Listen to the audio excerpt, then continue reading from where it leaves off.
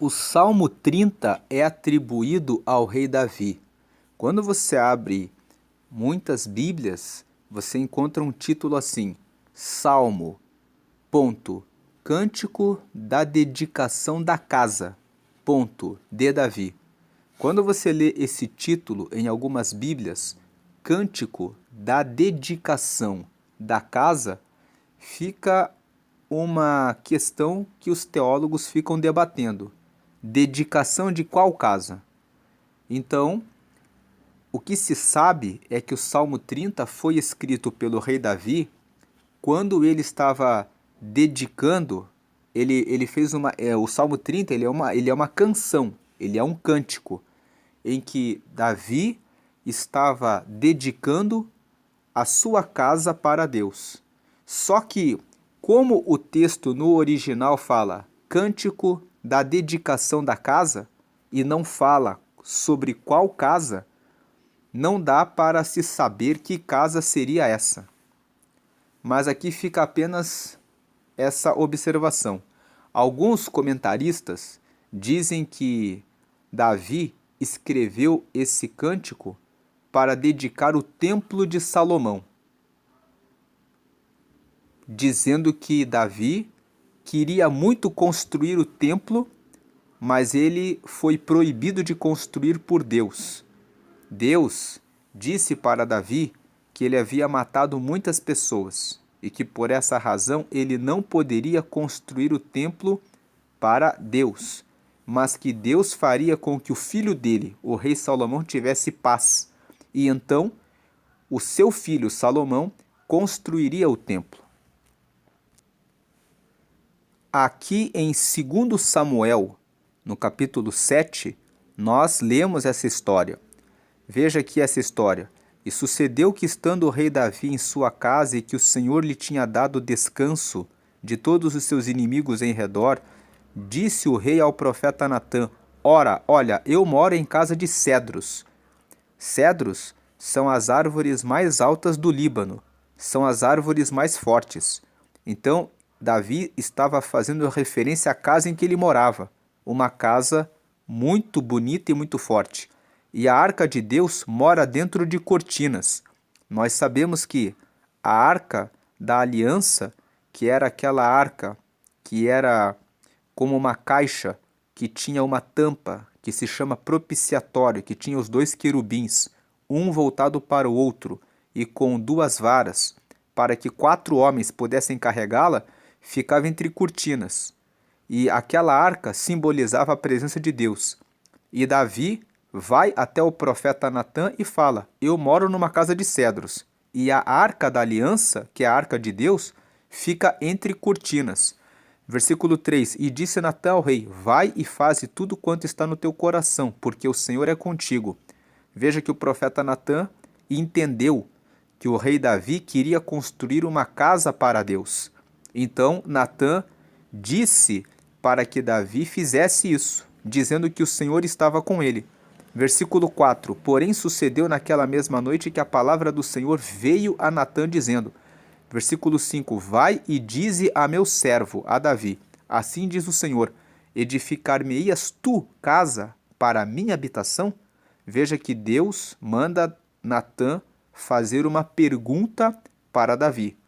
Versículo 6: Porque em casa nenhuma habitei, desde o dia em que fiz subir os filhos de Israel do Egito, até o dia de hoje, mas andei em tenda e em tabernáculo. Versículo 7: E em todo lugar em que andei com todos os filhos de Israel, falei porventura alguma palavra com qualquer das tribos de Israel, a quem mandei apacentar o meu povo de Israel, dizendo: Por que não me edificais uma casa de cedros? Versículo 8: Agora, pois, assim dirás ao meu servo da Davi: Assim diz o Senhor dos Exércitos: Eu te tomei da malhada de detrás das ovelhas, para que fosses o chefe sobre o meu povo, sobre Israel. Versículo 9: E fui contigo por onde quer que foste, e destruí teus inimigos diante de ti, e fiz para ti um grande nome, como o nome dos grandes que há na terra. Versículo 10: E preparei lugar para o meu povo, para Israel, e o plantarei para que habite no seu lugar e não mais seja movido, e nunca mais os filhos da perversidade o aflijam como dantes. Versículo 11: Desde o dia em que mandei que houvesse juízes sobre o meu povo Israel, a ti, porém, te dei descanso de todos os teus inimigos. Também o Senhor te faz saber que o Senhor te fará casa. Versículo 12: Quando teus dias forem completos e vieres a dormir com teus pais, então farei levantar depois de ti a tua semente, que procederá de ti, e estabelecerei o seu reino. Versículo 13: Este edificará uma casa ao meu nome, e confirmarei o trono do seu reino para sempre. Versículo 14: Eu lhe serei por pai, e ele me será por filho. E se vier a transgredir, castigá-lo-ei com vara de homens e com açoites de filhos de homens. Mas a minha benignidade se não apartará dele, como a tirei de Saul, a quem tirei de diante de ti. Versículo 16: Porém a tua casa e o teu reino serão firmados para sempre diante de ti. Teu trono será firme para sempre. Versículo 17: Conforme todas estas palavras e conforme toda esta visão, assim falou Natã a Davi. Versículo 18: Então entrou o rei Davi e ficou perante o Senhor e disse: Quem sou eu, Senhor Jeová? E qual é a minha casa que me trouxeste até aqui? Versículo 19: E ainda foi isso pouco aos teus olhos, Senhor Jeová, senão que também falaste da casa de teu servo para tempos distantes. E isso é o costume dos homens, ó Senhor Jeová? Versículo 20: E que mais te falará ainda Davi? Pois tu conheces bem a teu servo, ó Senhor Jeová. Versículo 21: Por causa da tua palavra e segundo o teu coração, fizeste toda esta grandeza, fazendo-a saber a teu servo. Versículo 22: Portanto, grandioso és, ó Senhor Jeová, porque não há semelhante a ti, e não há outro Deus, senão tu só, segundo tudo que temos ouvido com os nossos ouvidos.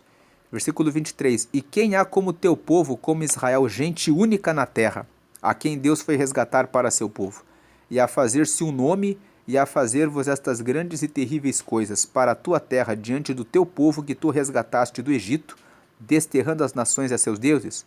24. E confirmaste a teu povo Israel por teu povo para sempre, e tu, Senhor, te fizeste o seu Deus. Versículo 25. Agora, pois, ó Senhor Jeová, esta palavra que falaste acerca de teu servo e acerca da sua casa, confirma para sempre e faze como tens falado. 26. E engrandeça-se o teu nome para sempre, para que se diga: o Senhor dos exércitos é Deus sobre Israel, e a casa de teu servo será confirmada diante de ti. 27. Pois tu, Senhor dos exércitos, Deus de Israel, revelaste aos ouvidos de teu servo, dizendo: edificar-te-ei casa. Portanto, teu servo achou no seu coração o fazer-te esta oração. 28. Agora, pois, Senhor Jeová, tu és o mesmo Deus, e as tuas palavras são verdade, e tens falado a teu servo este bem. 29. Sê, pois, agora servido de abençoar a casa de teu servo, para permanecer para sempre diante de ti, pois tu, ó Senhor Jeová, o disseste, e com a tua bênção será sempre bendita a casa de teu servo. Quando nós lemos esse texto de 2 Samuel, no capítulo 7, nós podemos perceber que Deus aqui falou para Davi a respeito do Senhor Jesus. Nós sabemos, quando lemos o Evangelho de Mateus, no capítulo 1, que Jesus é da linhagem do rei Davi. Ele é descendente do rei Davi. E quando Davi quis construir uma casa para dedicar a Deus, Deus veio e usou o profeta Natã para dizer a ele que ele nunca morou em uma casa, em um templo, em 4 paredes, mas que ele sempre esteve na arca e sempre viveu em tendas, porque a arca da aliança, na tenda, significa que a presença de Deus caminha juntamente conosco, por onde quer que nós vamos. Essa presença da arca da aliança em tenda e em cortina significa que não importa onde você vai, Não importa onde você for, a presença de Deus sempre está disponível para que você carregue com você. Você pode ter a opção de pegar a arca, que simboliza a presença de Deus, e levar junto com você. E você pode simplesmente decidir deixar a arca num lugar e dizer: vou seguir daqui para frente sozinho, sem me importar com a presença de Deus. Deus, ele não fica preso entre quatro paredes. Quando Deus falou com a mulher samaritana no Evangelho de João, no capítulo 4, ele disse que Deus é espírito, ou seja, Deus está por todos os lugares, e importa que os seus adoradores o adorem em espírito e em verdade. Deus deseja que você o adore em espírito, dentro de você, é de dentro para fora. O que está dentro de você? Você realmente tem adorado a Deus? Então, eu fiz a leitura de 2 Samuel capítulo 7, antes de entrarmos no texto de Salmo 30, porque o título no texto hebraico fala, Salmo, ponto, está dizendo assim, sobre a dedicação da casa. Então, nós vemos que Davi quis edificar uma casa para Deus. E Deus disse para ele que ele nunca pediu para que fosse construído um templo com 4 paredes para que ele ficasse restrito àquele lugar. Porque Deus, ele é espírito, ele está em todos os lugares e é por isso que ele pode ouvir a mim e ouvir a você onde quer que nós estejamos. Voltando para o Salmo 30, depois que nós lemos 2 Samuel capítulo 7, nós vimos ali que Davi teve a intenção de construir essa casa. Davi acabou não construindo a casa. Quem construiu a casa foi o seu filho Salomão. Só para confirmarmos aqui em 1 Crônicas capítulo 22, no versículo 7, nós vemos aqui no versículo 1 até o versículo 6 que Davi juntou bastante material para construir o templo. E no versículo 7 diz: E disse Davi a Salomão, filho meu, quanto a mim, tive em meu coração o edificar casa ao nome do Senhor meu Deus. Porém, a minha palavra do Senhor veio dizendo, tu derramaste sangue em abundância e fizeste grandes guerras. Não edificarás casa ao meu nome, porquanto muito sangue tens derramado na terra perante a minha face. Versículo 9. Eis que o filho que te nascer será homem de repouso, porque repouso lhe hei de dar de todos os seus inimigos em redor. Portanto, Salomão será o seu nome, e paz e descanso darei a Israel nos seus dias. Versículo 10. Este edificará casa ao meu nome. Ele me será por filho e eu a ele por pai, e confirmarei o trono de seu reino sobre Israel para sempre. Versículo 11. Agora, pois, meu filho, o Senhor seja contigo, e prospera e edifica a casa do Senhor teu Deus, como ele disse de ti, ou seja, disse a teu respeito. 12. O Senhor te dê tão somente prudência e entendimento, e te instrua acerca de Israel, e isso para guardar a lei do Senhor teu Deus. Então nós vemos aqui em 1 Crônicas, no capítulo 22, do versículo 7 até o versículo 12, o momento em que o rei Davi reuniu todos os materiais para que Salomão pudesse construir o templo. E Salomão construiu o templo posteriormente. Então, retomando o Salmo 30, muitos estudiosos dizem que quando Davi escreveu este salmo, ele escreveu este salmo em homenagem a essa casa, em homenagem ao templo que seria erguido pelo rei Salomão.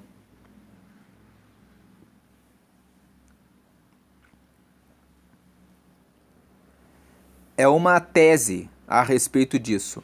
E outros teólogos dizem que Davi escreveu este salmo quando ele passou por uma situação difícil e ele foi construir alguma casa e quando ele entrou nessa casa, ele escreveu esse salmo. Não dá para saber qual era a casa sobre a qual Davi escreveu esse salmo. Mas o fato é que ele escreveu esse salmo para honrar a Deus, para engrandecer a Deus, e nós vamos ler aqui o Salmo 30 e nós vamos perceber que Davi passou por uma situação de exaltação, depois ele foi abatido por Deus, foi perturbado, passou por algumas dificuldades, ele se arrependeu e clamou a Deus para que Deus o ouvisse e o respondesse, e que depois que Deus respondeu a ele escreveu esse salmo. Vamos ver aqui o Salmo 30. Exaltar-te-ei, ó Senhor, porque tu me exaltaste, e não fizeste com que meus inimigos se alegrassem sobre mim. Versículo 2. Senhor meu Deus, clamei a ti e tu me saraste. Versículo 3. Senhor, fizeste subir a minha alma da sepultura, conservaste-me a vida para que não descesse ao abismo. Essa é a primeira parte do Salmo 30. Davi está exaltando ao Senhor e ele está dizendo: eu exalto ao Senhor porque o Senhor me exaltou e não deixou os meus inimigos me vencerem. Depois no versículo 2, eu clamei ao Senhor e tu me saraste.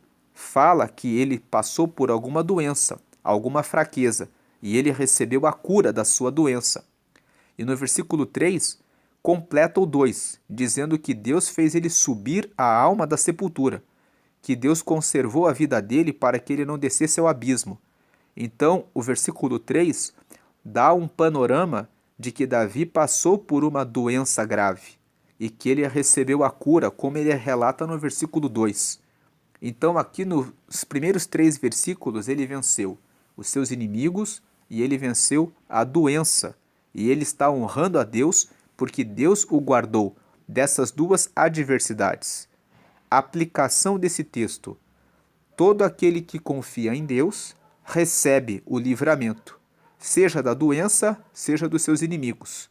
Devemos honrar a Deus constantemente, porque Deus com certeza derramará sobre nós a sua proteção na nossa saúde e a vitória em relação aos nossos inimigos e o livramento contra eles.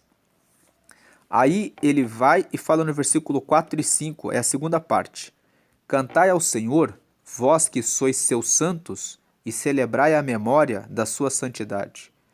Versículo 5, porque a sua ira dura só um momento, no seu favor está a vida. O choro pode durar uma noite, mas a alegria vem pela manhã. Nessa segunda parte, Davi está dizendo para os santos: cantem ao Senhor. Eu cantei, a primeira parte, eu cantei ao Senhor porque ele me livrou dos meus inimigos e me livrou da morte e conservou a minha saúde. E então, a segunda parte, que é o versículo 4 e 5, cantem ao Senhor. Então ele está dizendo assim, na primeira parte ele está dizendo dele, que eu exaltarei ao Senhor. Na segunda parte ele está incentivando as pessoas. Na primeira parte, do versículo 1 até o 3, ele está relatando o seu próprio depoimento. Ele está contando o testemunho próprio dele.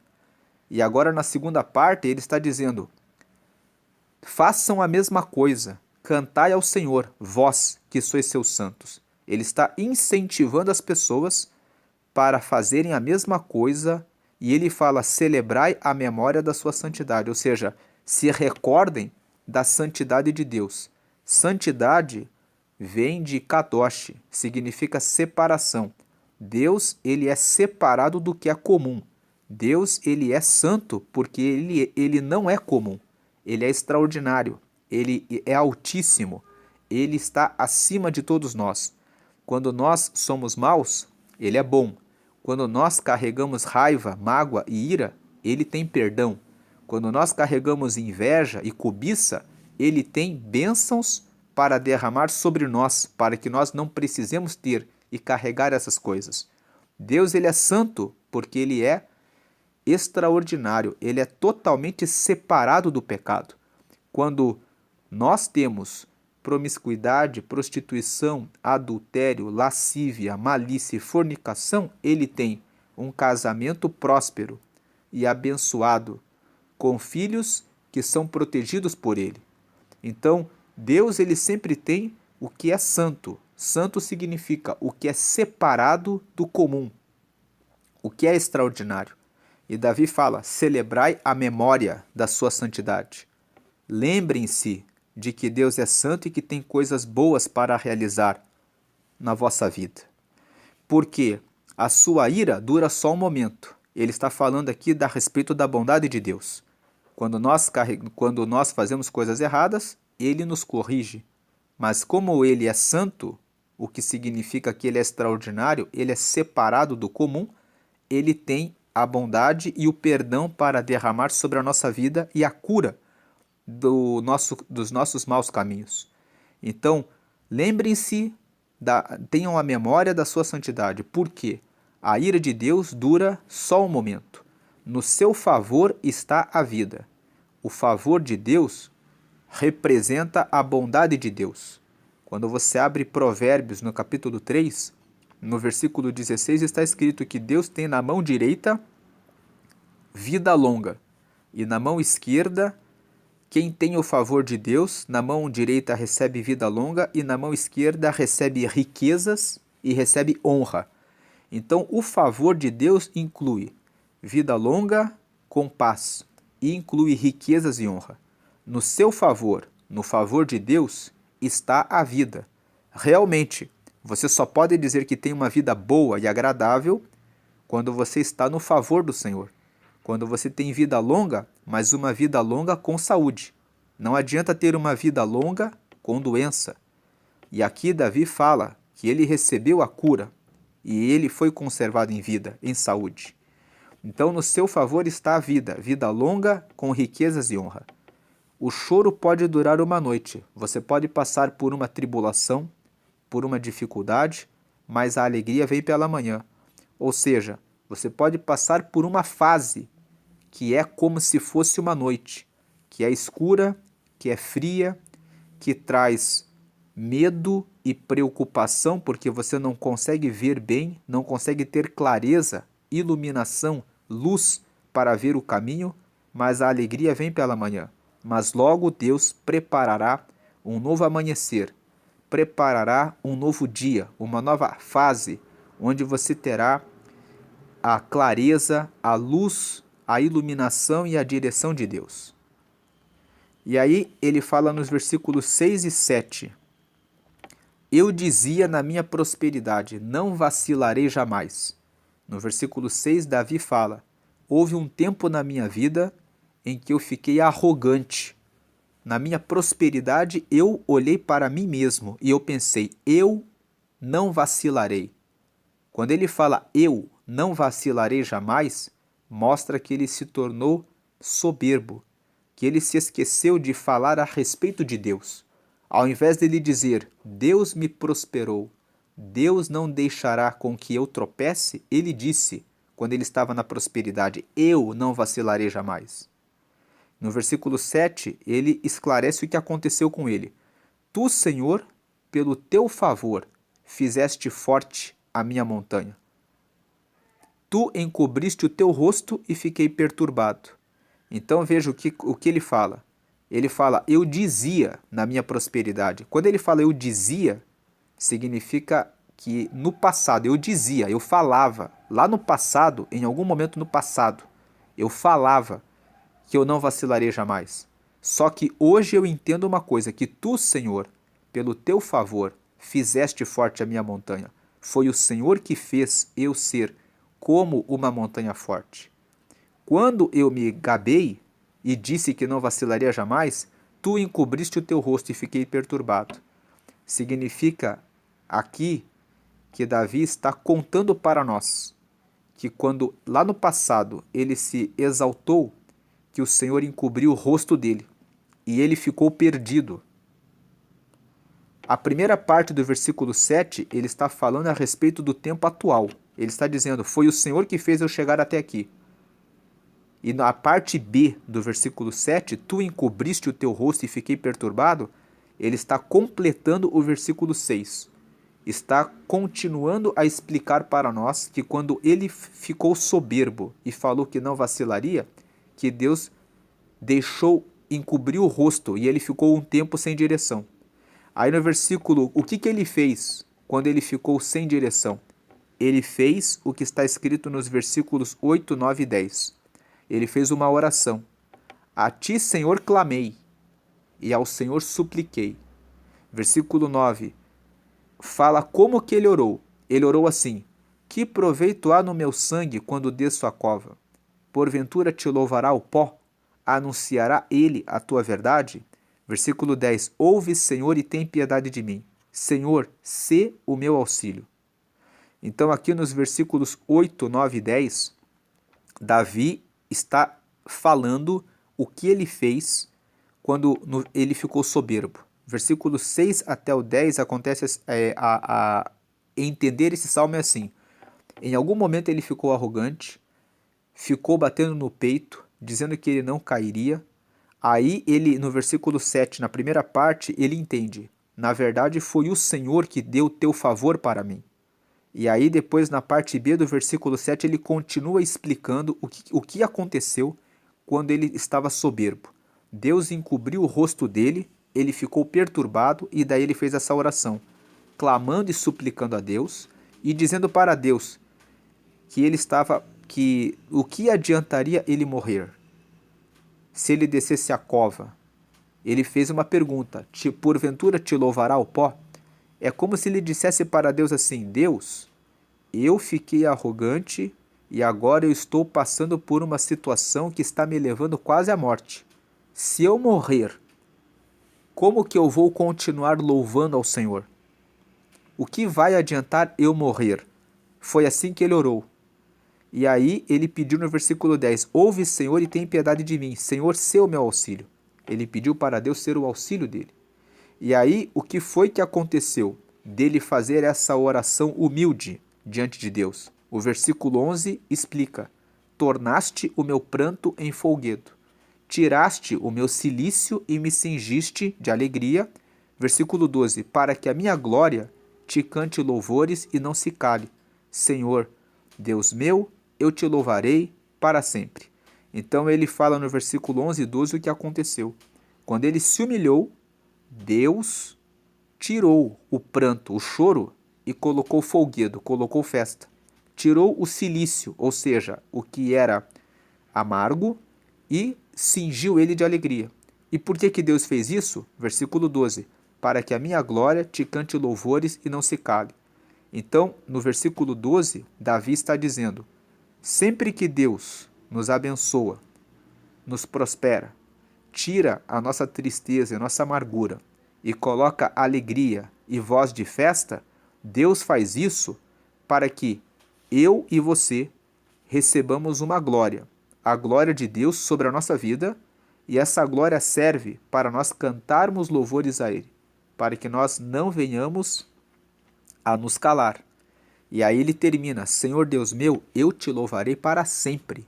Ele chega a uma conclusão no Salmo 30, depois que ele passou por essa provação em que ele foi arrogante e soberbo. Deus encobriu o rosto, ele caiu. E ele orou ao Senhor, perguntando do que valeria a pena ele ser morto, e Deus converteu a situação dele. Ele chegou a uma conclusão: agora eu entendi que Deus é honrado. Então, Senhor Deus meu, eu te louvarei para sempre. Por isso que ele começa o Salmo 30, porque veja, ele escreveu o Salmo 30 depois que ele já tinha passado por essa situação. Então ele começa o Salmo 30 dizendo: exaltar-te-ei, ó Senhor, porque tu me exaltaste, e não fizeste com que meus inimigos se alegrassem sobre mim. Senhor meu Deus, clamei a ti, e tu me saraste. Veja que aqui, o começo do Salmo, ele já começa falando que ele vai exaltar ao Senhor para sempre, porque ele venceu os inimigos e ele estava numa situação de quase estar na sepultura e Deus o curou. E do versículo 4 e 5 ele fala assim: façam a mesma coisa, porque a ira do Senhor só dura um momento. Por que Davi fala no versículo 5 que a sua ira dura só um momento? Porque ele passou por essa situação.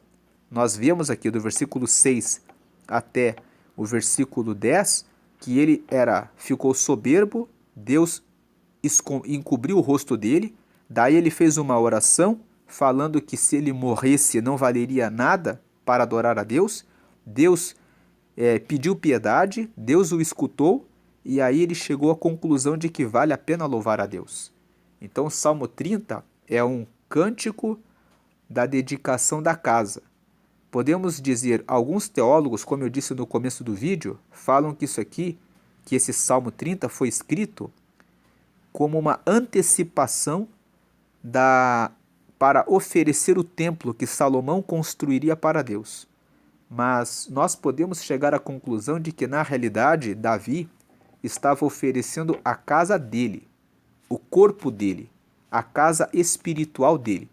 Nós sabemos que Paulo fala em 1 Coríntios, no capítulo 5, que ele faz uma comparação de que nós somos habitação de Deus. Nós somos morada de Deus. Tem muitos salmos também que pedem para que Deus faça morada em nós, que nós somos o templo do Espírito Santo. Então podemos tomar esse Salmo 30 como dedicação de Davi da sua casa.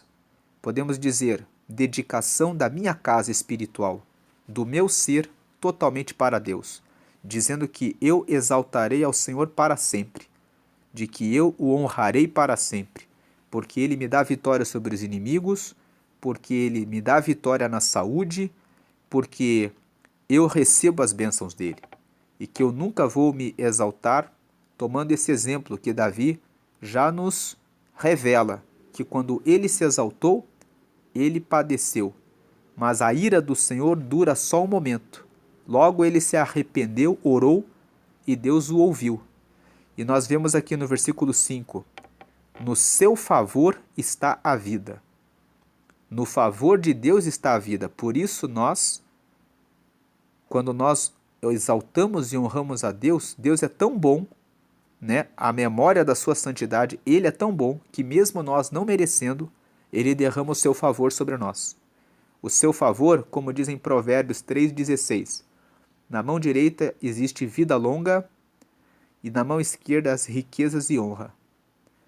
Vida longa, riquezas e honra é o que o Senhor tem preparado para aqueles que o servem, para aqueles que são seus santos. Por isso vamos exaltar ao Senhor para sempre e vamos incentivar outras pessoas, dizendo para elas, cantai ao Senhor, porque o Senhor é sempre bom. Agora, no final desse vídeo, estou deixando Provérbios 30 para que você possa meditar. Estamos num mês que tem 31 dias. Hoje é o dia 30, Salmo 30, e você pode meditar em Provérbios 30 e fechar esse mês. Se você acompanhou todas as meditações desde o dia 1º, você pode fechar esse mês lendo os 31 capítulos de Provérbios. Provérbios é um bom livro para que você cresça no conhecimento, no entendimento, na graça e na revelação de Deus. Do lado direito tem o botão para que você se inscreva no canal, para que você seja sempre notificado dos novos vídeos. Se você gostou desse vídeo, compartilhe com seus amigos, para que eles também possam conhecer mais a palavra de Deus, e continue todos os dias meditando e conhecendo mais a respeito de Deus, porque é exaltando a Deus, honrando a Ele, na memória da santidade dEle, como diz o versículo 4 aqui, derramará o seu favor, e o favor dEle engloba vida longa, riquezas e honra. Fique sempre com Deus. Amém.